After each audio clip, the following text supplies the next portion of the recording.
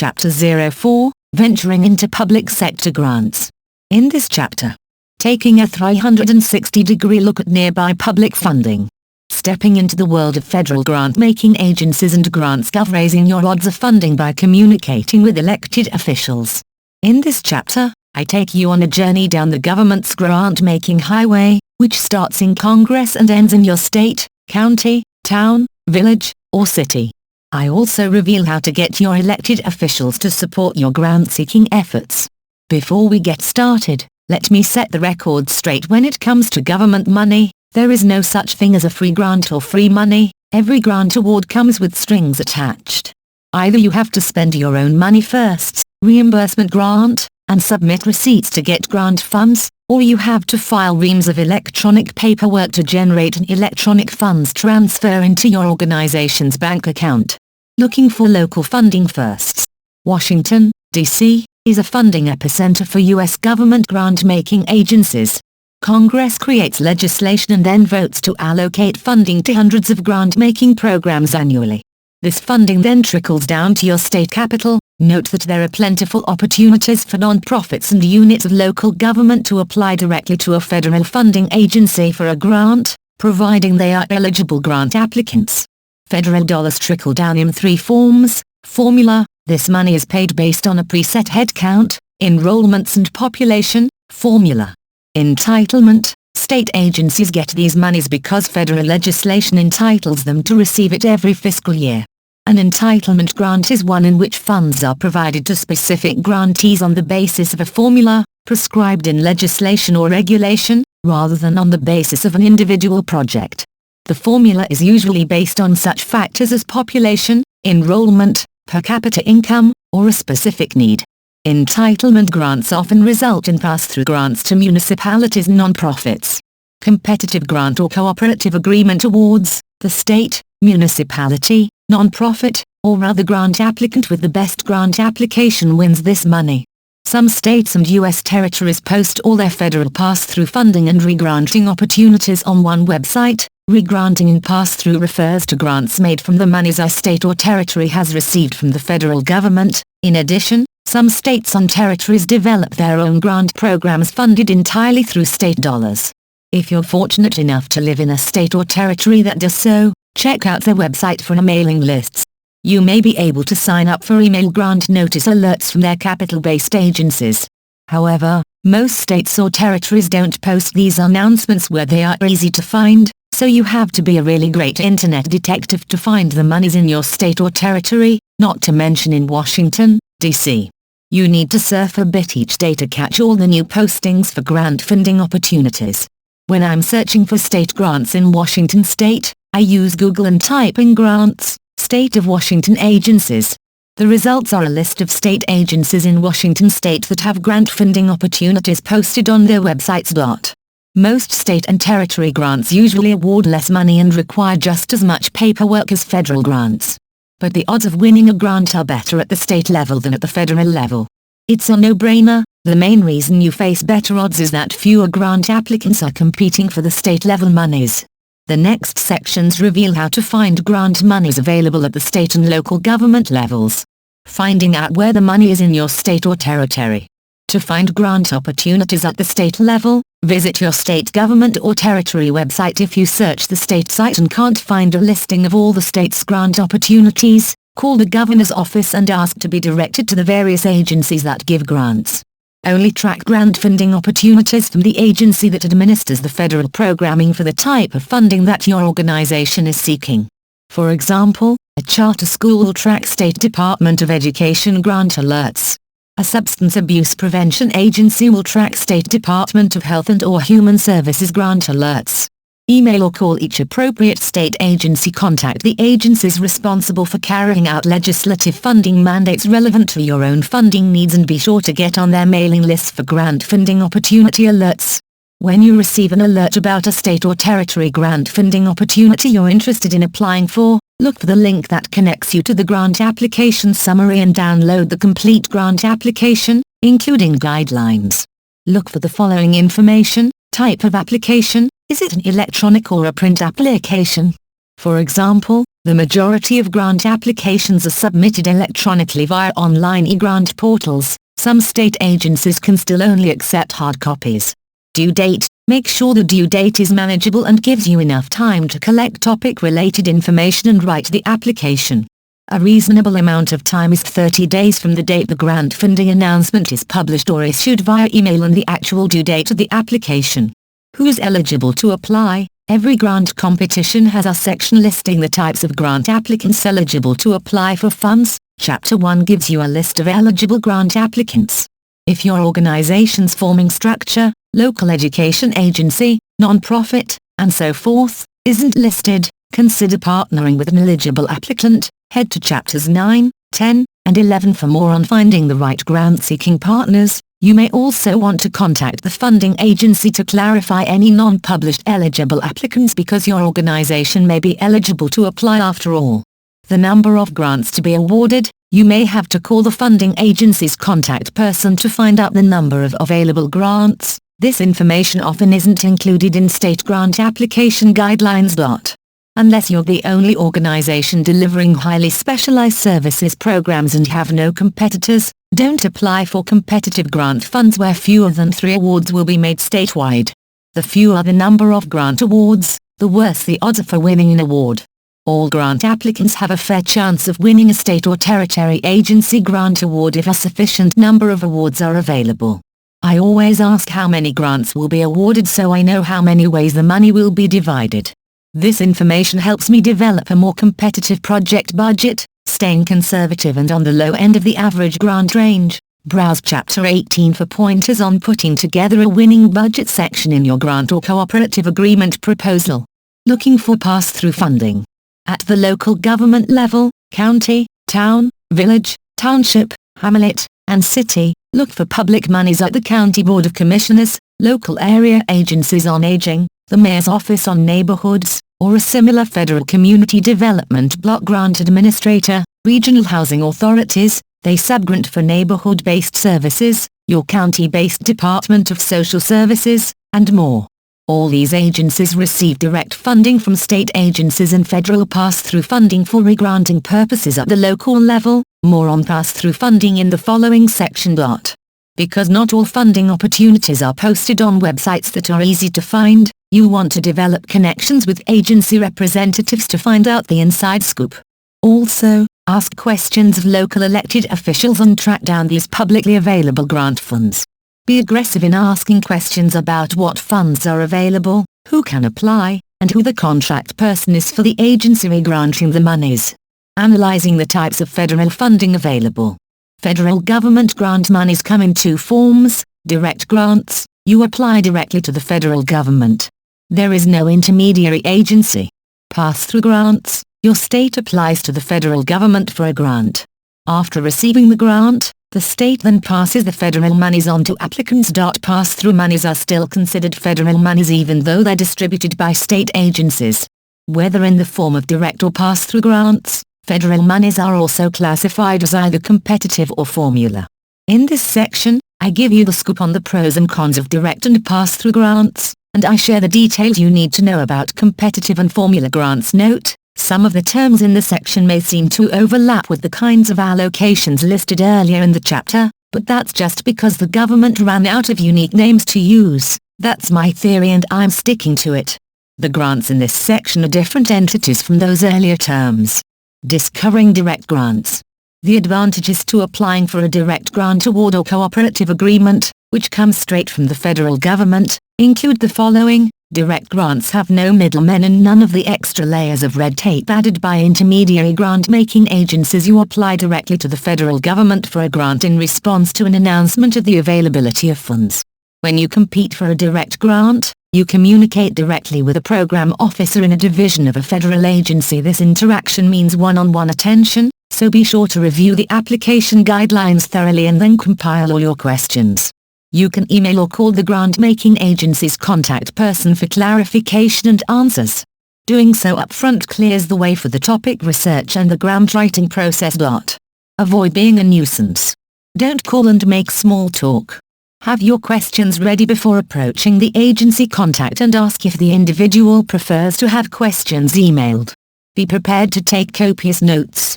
If you feel you still lack a clear answer about how to proceed, ask again. Some federal agencies have a deadline for submitting questions via email or by phone. Read the grant application guidelines to make sure you can still make the call or email contact. If the window has passed, look at the agency's website for a link to frequently asked questions, FAQs. Others have probably asked the same questions you have, and the agency may have posted the answer for the general public to review. Also, remember to check daily for modifications to the initially posted grant applications guidelines. Once you identify funding opportunities that you want to track, you can sign up for GrantsGov grants and receive email notifications when the application cycle opens for forecasted funding. In order to subscribe to those notifications, you need to register for an individual account, login and password required. Then just click subscribe in the upper right corner of the Funding Opportunities Synopsis tab. Many federal agencies host a technical assistance call or webcast in which potential applicants can participate. In this forum, program staff members responsible for the grant application typically provide an overview of the application and notice, highlighting key points of information, and then open the call to questions from potential applicants. These discussions provide a great opportunity to hear from program officers, ask questions, and learn from the questions of other applicants.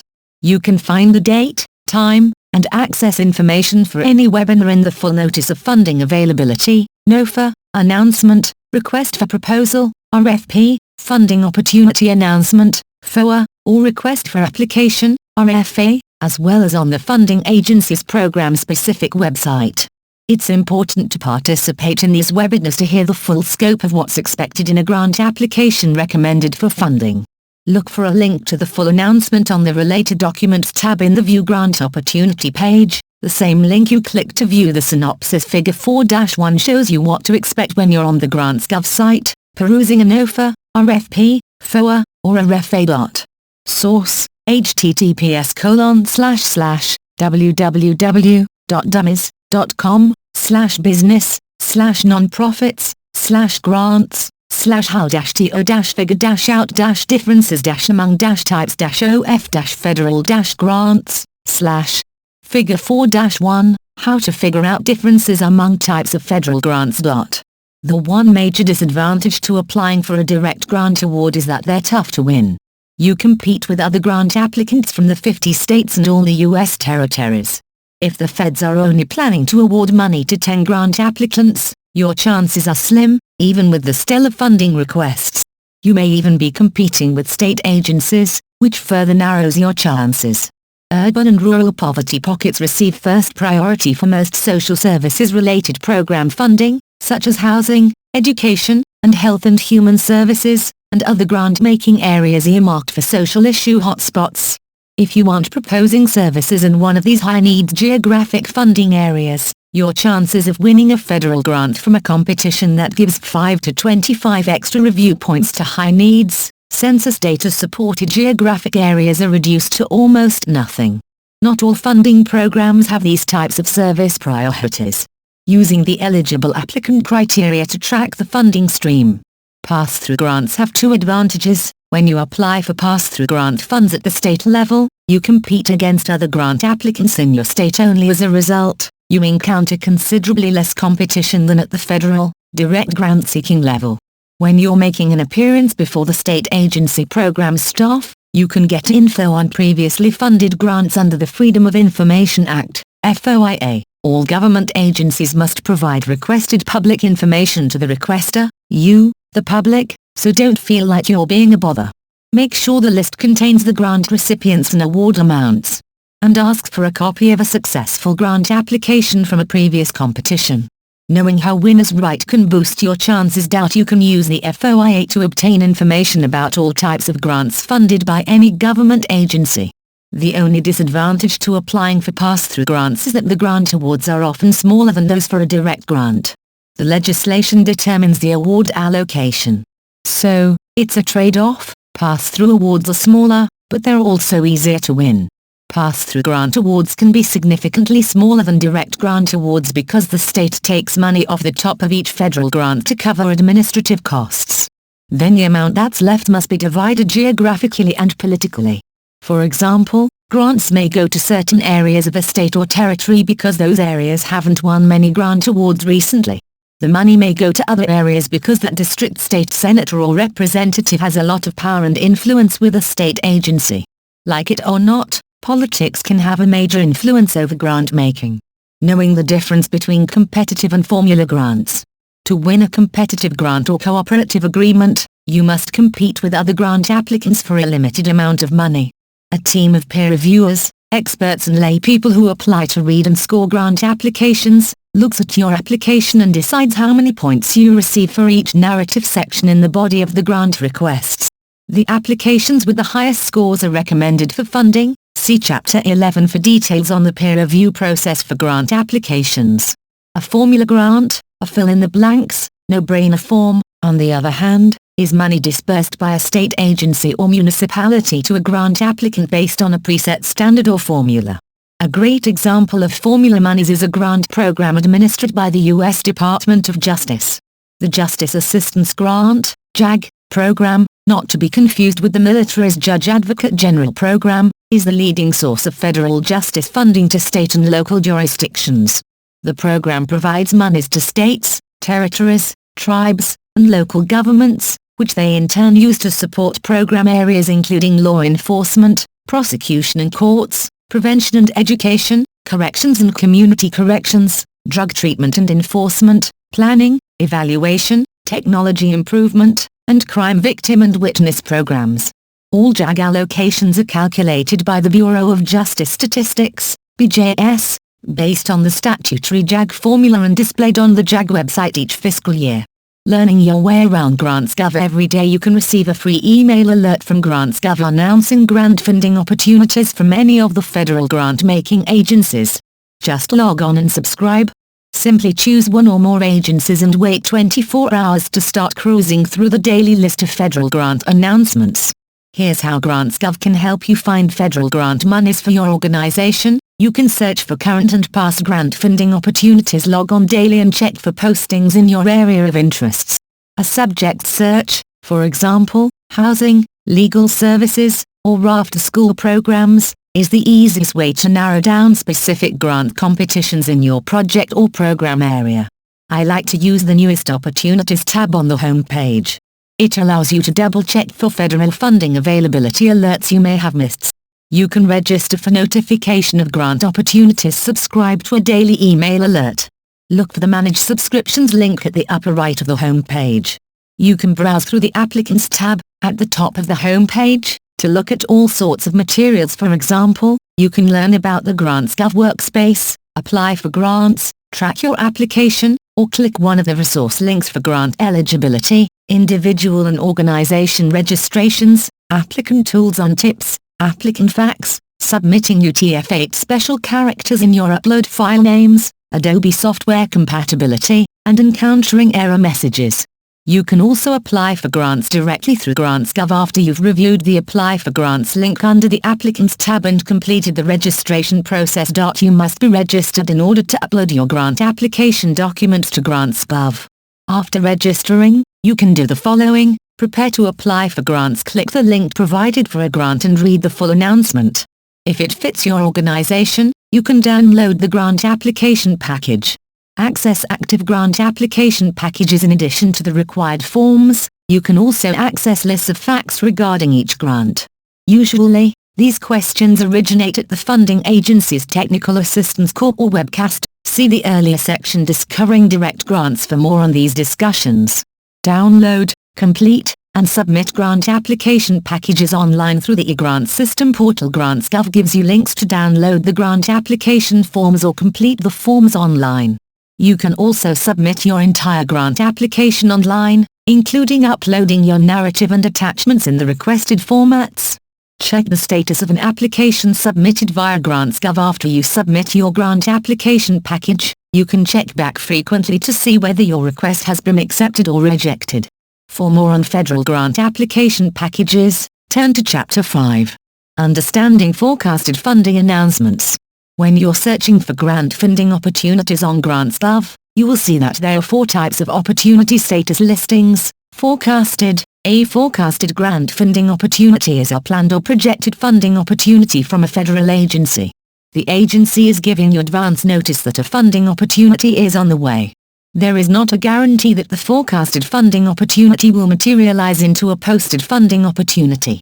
You can track forecasted opportunities by subscribing to any changes made to a specific opportunity. Figure 4-2 shows what a grant search screen looks like for forecasted funding opportunities. Posted, a published funding opportunity seeking eligible grant applicants to apply for federal funding. Closed, a published funding opportunity that has ended. No more grant applications will be accepted until the opportunity opens again, typically, annually around the same time. Archived, once a funding opportunity is closed or deleted, the GrantsGov workspace continues to be available to allow applicants to reuse their form data to populate forms in other workspaces. Source, https://www.grants.gov/grants/search-grants.html. Figure 4-2, search for grants. Enlisting political advocates. Searching or applying for federal grant monies without emailing or calling staff at your elected legislators' offices doesn't make much sense. Getting to know these critical contacts on Capitol Hill and in your state capital can make the difference between finding out about funding opportunities before NOFAs are published and hearing about them with everyone else. Time is always of the essence, so why not get some strong-armed advocacy from your elected representatives? After you've called your elected officials' office, ask their staff members to keep you posted on future grant opportunities, no matter what your funding status is. Get in the information loop for state and federal monies. Look for discretionary grant award opportunities near the end of the state or federal fiscal year. Some state or territory fiscal years end the 30th of June, others end the 30th of September. The federal fiscal year ends on the 30th of September. At these times, leftover monies are quickly dispensed before they have to be returned to the state legislatures or to Congress. Representatives are elected to serve on your behalf in the national and state capitals, so use your leverage. Make a telephone call or send an email to the local or regional office for your state's congressional legislators. During your initial phone call or email, ask for a meeting or simply state your funding needs.